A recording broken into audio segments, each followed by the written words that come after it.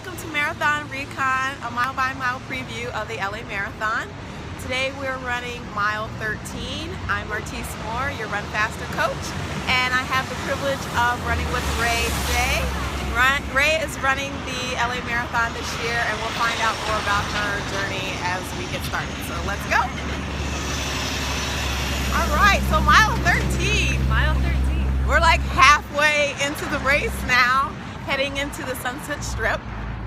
So right now we're going a little bit uphill. We're still on Sunset Boulevard, but the sights get really pretty spectacular from here, as you can start to see all the Hollywood Hills homes.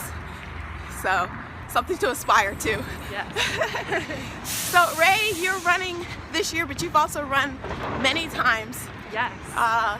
So tell us a little bit about how many times you've run the race and then what your experience has been on mile 13. Yes, so this will be my 6th LA Marathon. Okay. LA Marathon was my first, Your first marathon? My first marathon, yes. Okay. Running completely changed my life. Okay. So I'm excited to come back and give back to the course. In what way did it change your life? You know, I was working in the high fashion industry, and I traded in my high heels for running shoes. Oh, nice. Way more comfortable. I never looked back. But mile 13, oh my God, you were halfway there. Once you get to that point, just visualize yourself at that finish line. And you were 13 more miles to that finish and accomplishing your goal. It's an amazing, amazing experience. What about physically? How are you feeling at this point? For me personally, I use mile 13 as fueling. Always hydrate every mile. But by mile 13, you really want to start looking at your nutrition. Okay. It really comes into play. What are you using for your nutrition? Are you using goos or food? I use gels. Okay. I stick with Hammer Nutrition the entire course. I also take an electrolyte pill. Okay. About every hour. But nutrition it's all about nutrition on this course. Okay. Especially for your first. Take advantage of those aid stations. Right. Get to know the course and train. Well, the race is about 3 weeks away, but hopefully you've been training with what they have to offer on that course. Right. As far as nutrition. That's so important to practice with what you're going to do on race day. Exactly. Especially if you're not planning to bring your own. Yes. Then look up and just what they're going to have there. Exactly. Just a good rule of thumb. I always bring my own water, just to be safe. Right. That's the worst if they run out of water. God forbid. Or it's too crowded. Yeah. To go like stop. Exactly. So those tables can get super crowded. They can. And you know, you may have to wait for a really long time. So it's another good reason to have your own water. In terms of the nutrition, I think it's great that you brought that up, because one of the things is you don't want to wait till it's too late, because when it's too late and you haven't been fueling properly, that's really, really, really not good. And that's why with mile 13, be proud of where you are, celebrate that accomplishment. For some people, they might have only run 13 miles. Hopefully that's not the case. Hopefully they're only doing the relay. Yes. But once you hit that 13-mile mark, give yourself a pat on the back and say, you know what, I'm halfway there.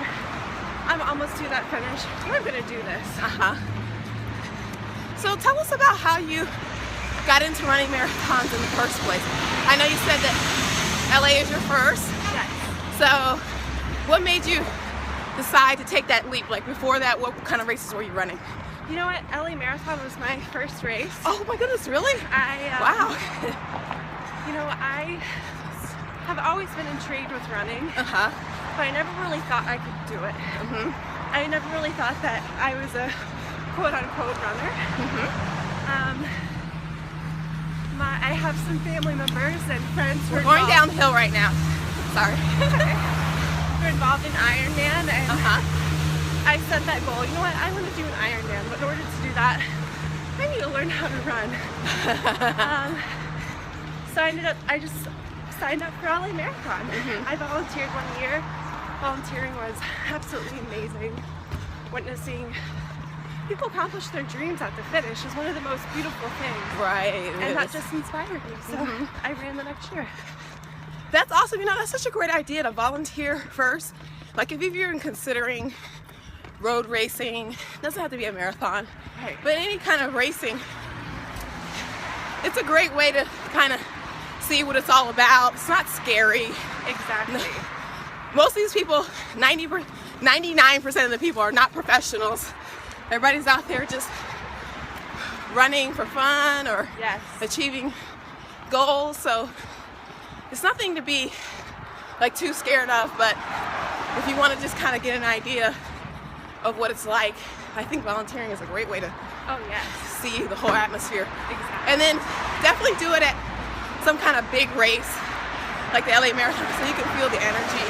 Oh, yeah. I think that's one of the great things about this race is so much energy from the community, from the runners, Yes. people cheering, and And just this course in general. I mean, every mile is so iconic. right. And then going back to one of your first questions with mile 13, this is just full of so much history as far as the music scene and back in the 80s and I'm a big music buff, sorry. Yeah. Back in the 70s, 80s. Yeah, on this mile you'll be running past a lot of cool party spots. Yes. So take note of where you're going to celebrate your victory Exactly. afterwards. So, like for instance, the Saddle Ranch. Yeah, definitely don't want to do this till after you run the race and ride the bull.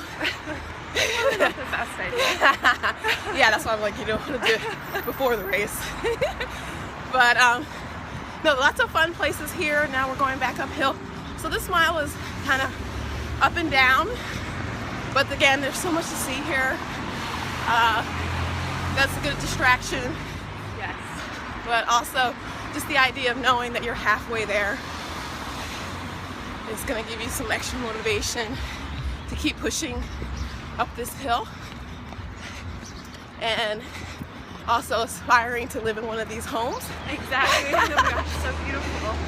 So I think that's awesome how you jumped into your first race being a marathon. Yes. What have you learned from doing the marathon 6 times? Like, you're obviously like a guru at this point. What is your strategy this year? Like, do you have a different goal and a different way to approach it? You know, this year's a bit different. I'm actually coming off of running every single day in 2015, so 365 days. Wow. So a run streak. Run streak, Okay, yes. good. Still going strong. Oh, nice. Glad we could be a part of it. Yay! What day is this? Today will be 395. 395 Yeah. people, hearts, come on. Woo! Tap your screen. We want hearts for that.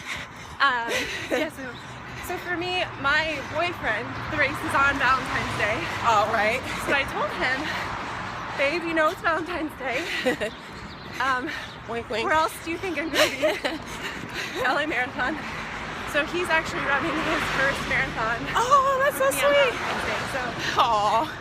it's honestly at this point it's really just about finishing and having fun and soaking in this beautiful city. Right. Tell us about the actual running through the city and like places you discovered from running the marathon. I mean, Oh my god. when you drive it, you pass by so many places you don't even notice. But when you run it, there's so many hidden spots, Oh yeah. cool spots that you like, wow, I didn't know that was there. So like, obviously you've run the whole city many times now. What's something really cool that you've discovered? You know, I would have to say each race is different. I feel like I learn something different each race or see something new. And it might have been in my backyard. Uh-huh. For instance, even just running through Beverly Hills, Rodeo Drive, just being able to run that street and through the iconic location, you know, Right. that was just amazing, just to run down that street. But with no traffic. with no traffic. Oh my goodness. I think that's one of the cool things about running the race too. You get to go through the city with no cars. With no it's a, oh my God, Very it's liberating. beautiful. Yes. Run free through the city of LA. It's awesome. Yeah, so we are actually at the end of mile 13. So I want to thank my guest, Ray, for joining us and telling us about her awesome LA Marathon experiences. Thank you. I can't believe LA Marathon was your first race. That's so inspiring. Oh, thank So see, you don't even have to do like a whole bunch of races before you just do the LA Marathon. Right. She's living proof. Just What was your goal when you first did that first time? my goal is to finish and to be happy. Right, and how'd you feel at the end? At the end, I felt change. Right. My biggest advice is if this is your first race. Someone saying this is their first too. Ah, yes. What would be the advice that you would give to him? You know, if this is your first race, enjoy it. Enjoy the journey. You're never going to get this moment back. Right. So if something, God forbid, something goes wrong, an obstacle comes in your way, just keep moving forward. Just stay positive. Picture yourself at that finish line because you know what, you can do it. Put in the training and now just run. Yeah. And let the run change you because it will. Yeah, that's awesome advice. You know, definitely believe in your training. That's really, really key. So as long as you know you put in the hard work, there's no reason why you shouldn't be victorious at the end of the race. So, exactly. all right. Well, thank you so much, Ray, you. for joining us. And tomorrow you. we'll see you at 6:30 a.m. rain or shine for mile 14. And until then, well, actually, if you have any questions, racing or running questions, please tweet me at GreenRunnerLA or email me at greenrunnerla.com. And until then, we'll see you next time. So keep running. Yes, good luck everyone. See you on the course. Bye.